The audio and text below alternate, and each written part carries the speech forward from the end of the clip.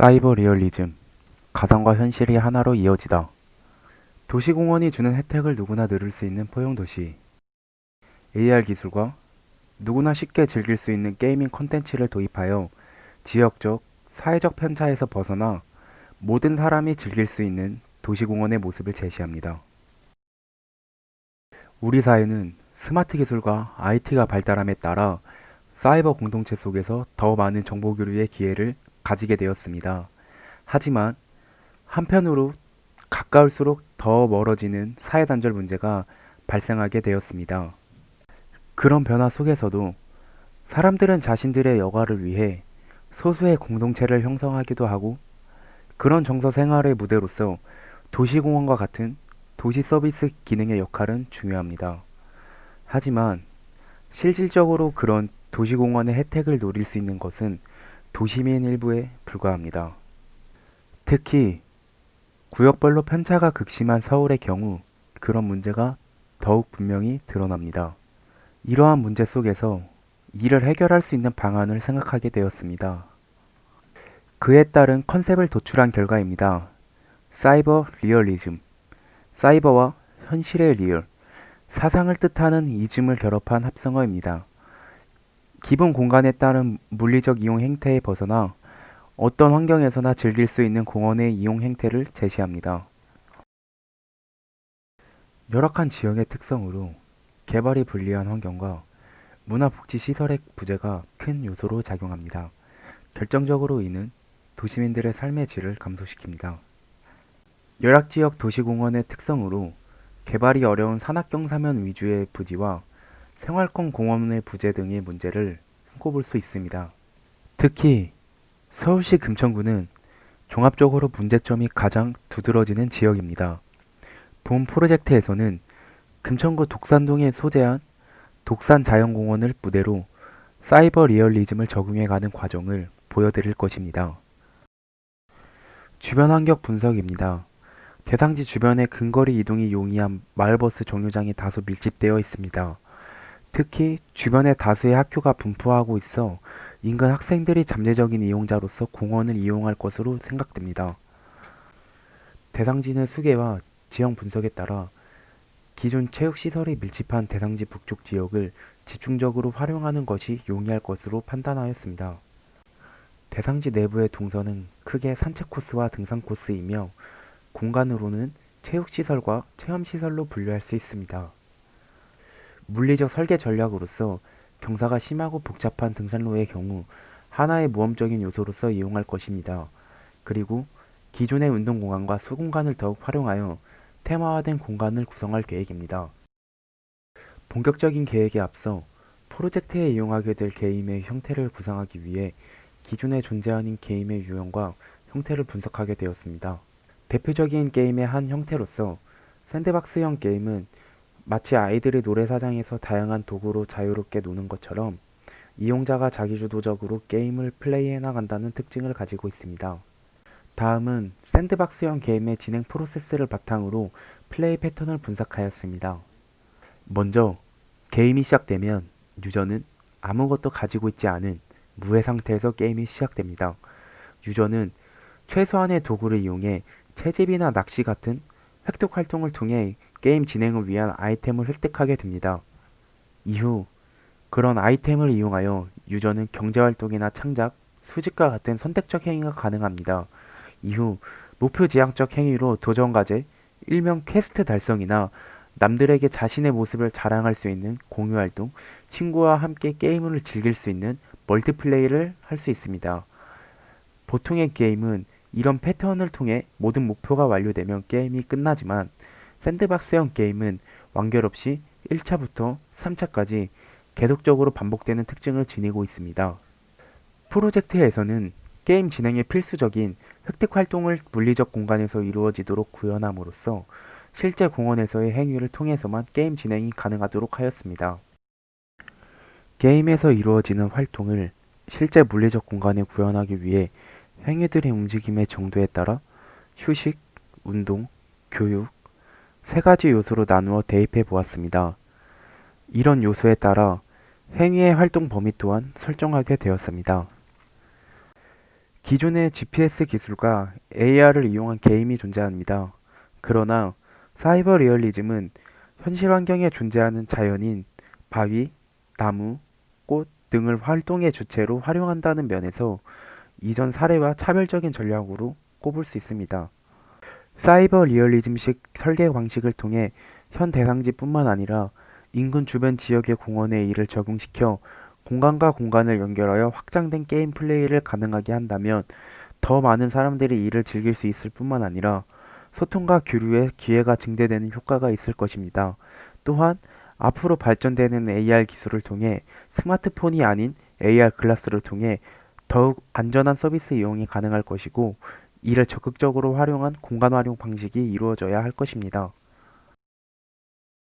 마스터 플랜입니다. 오른쪽 아래 집중적인 게임 활동 공간인 게이밍 존의 모습을 상세하게 보여줍니다. 그리고 맵을 기반으로 게임 활동이 진행되는 프로세스를 보여주는 도표입니다.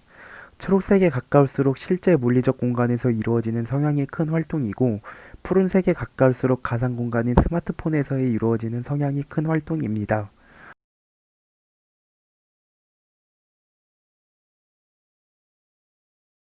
나무꾼이 되어라. 이용자, 유저는 대상지 내에 있는 나무에 접근하여 나무를 베러 각종 도구와 아이템 제작을 위한 목재를 획득할 수 있습니다. 활동 구역으로는 나무가 있는 공원 전체에서 행위가 가능합니다. 진행 프로세스로는 유저는 먼저 원하는 재료가 나올 수 있는 수목을 찾습니다. 그리고 해당 나무를 발견하면 나무 수필을 스캔하거나 수목 명판을 태그합니다. 이렇게 모바일 기기의 수목을 인식한 후 게임 내에서 벌목을 진행합니다. 이후 나무를 베고 나면 아이템을 획득하게 됩니다. 적용되는 기술에는 먼저 고도화되고 정교화된 인공지능으로서 딥러닝 기술이 이용될 것이고 이를 통해 수목의 사진만으로 나무를 쉽게 구분할 수 있게 됩니다. 또한 기존 보편화된 기술로서 무선 근거리 통신이 이용될 것입니다. 다음 사진은 게임 진행의 예시를 보여주는 그래픽입니다. 당신은 파브르, 공원 곳곳의 식물과 바닥에 숨어있는 곤충을 채집할 수 있습니다. 채집 활동은 공원 전 지역에서 가능하나 통나무 정원에서는 더욱 적극적인 채집 활동이 가능합니다. 공간은 크게 휴식 공간과 게임 진행 공간으로 나뉘어집니다. 게임을 이용하지 않는 방문자의 경우 다수의 파고라와 테이블 벤치 등으로 주된 휴식 공간으로서 이용될 것입니다. 게임 진행 프로세스입니다. 먼저 AR을 활성화하여 나무에 숨어있는 곤충을 탐색합니다. 곤충을 발견하면 유저는 실제 잠자리채로 곤충을 잡듯이 가까이 다가가 곤충을 채집하게 됩니다. 이를 통해 유저는 곤충 표본을 모으면서 자신만의 도감을 만들 수 있으며 희귀 곤충을 팔아 게임 머니로 바꿔 다양한 활동으로 연계할 수 있습니다. 통나무 정원 조감도와 게임 플레이 예시를 보여주는 그래픽입니다.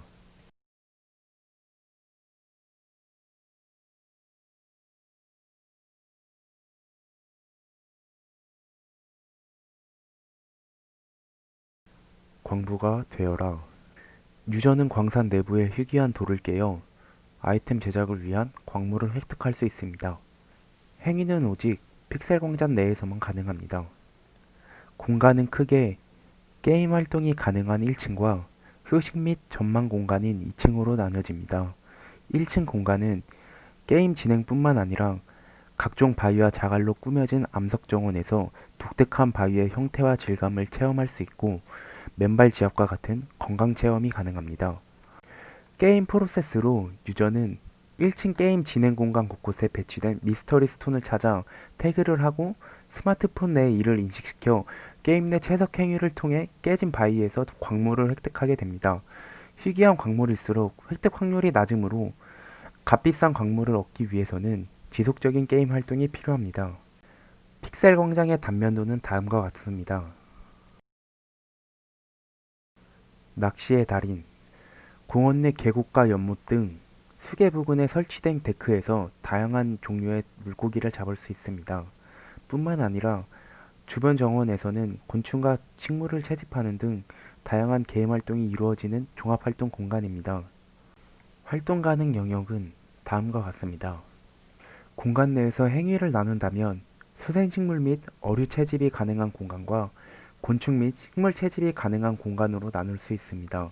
이곳은 게임 이용자뿐만 아니라 게임을 하지 않는 비이용자들도 단시간적으로 체험 또는 교육 가능한 앱을 설치하면 이를 잠깐이나마 즐길 수 있습니다.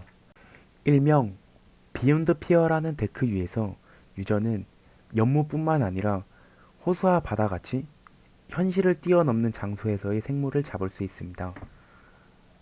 또한 리얼타임이라는 시스템을 도입하여 가상세계 또한 현실의 계절, 시간, 날씨 등의 조건을 적용하여 더욱 현실감 있는 플레이가 가능하도록 하였습니다. 예를 들어 야행성인 사슴벌레는 우하시기 이후 6월에서 8월 사이 일몰 이후에만 채집이 가능합니다. RBG 정원의 단면도는 다음과 같습니다. 정원 내 램프는 최대한 낮은 경사도가 나오도록 하여 휠체어도 부담없이 다닐 수 있도록 하였습니다. 픽셀 광장과 RBG 정원의 조감도와 게임 진행 예시를 보여주는 그래픽입니다. 다음은 공간을 보여주는 3차원 영상입니다.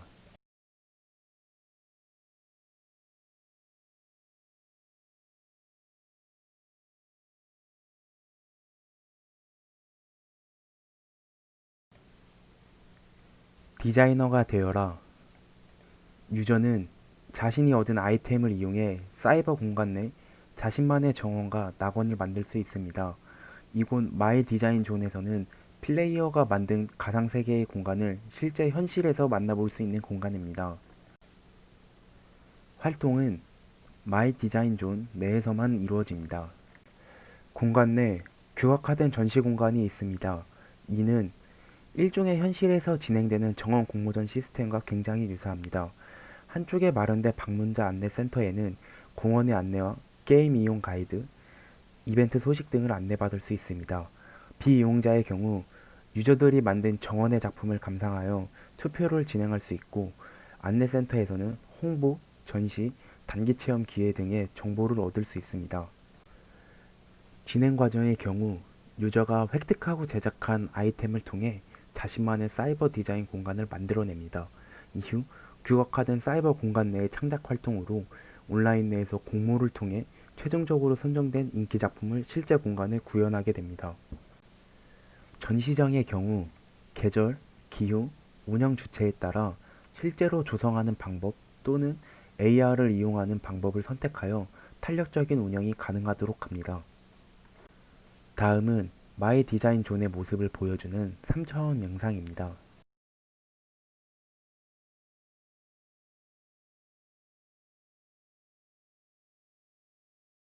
친구와 함께 즐겨라. 직사각형으로 이루어진 규격화 모듈화된 공간입니다. 공간 내 모든 행위가 이 한 공간에서 이루어질 수 있게끔 조성하였습니다. 1번 존과 2번 존에 방문한 각각의 유저는 네트워크 연결을 통해 떨어져 있음에도 불구하고 마치 한 공간에 있는 듯이 함께 게임을 즐길 수 있습니다.